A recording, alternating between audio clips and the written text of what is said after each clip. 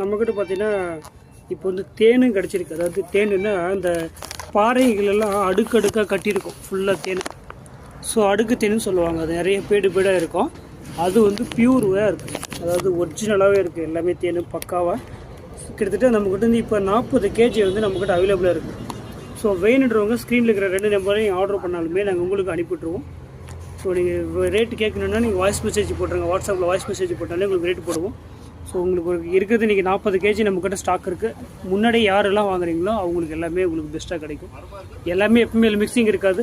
உங்களுக்கு இது ஒரிஜினல் அப்படின்னு கண்டுபிடிக்கிறதுக்கு 3 ஐடியா சொல்கிறேன். ஒரு டிராஃப்ட் எடுத்து விட்டிங்கன்னா அந்த டிராஃப்ட் வந்து அப்படியே குமிழ் மாதிரி அப்படியே நிற்கும். ஸோ ஃபார் எக்ஸாம்பிள்ஸ்க்கு நீங்கள் ஒரு பேப்பர் மேலே வச்சிங்கன்னா தண்ணி மிக்ஸ் பண்ணாங்கன்னா அந்த பேப்பர் ஈரம் வரும். ஆனால் பட் இதில் வந்து ஈரமாக அப்படி ஊறாது.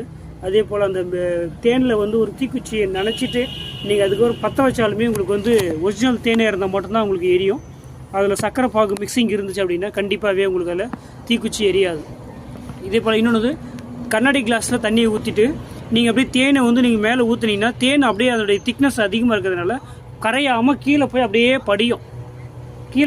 படியும். ஸோ அதுதான் ஒரிஜினல் தேன் அப்படின்றது நீங்கள் கெஸ் பண்ணிக்கலாம். ஸோ அந்தளவுக்கு குவாலிட்டி பக்காவாக இருக்கிற தேன் தான் இது வந்து. இது நம்மளாவே மலை தேனை நேரடியாக அழிச்சு தேன். ஸோ வேணுன்றவங்க புக் பண்ணிக்கலாம்.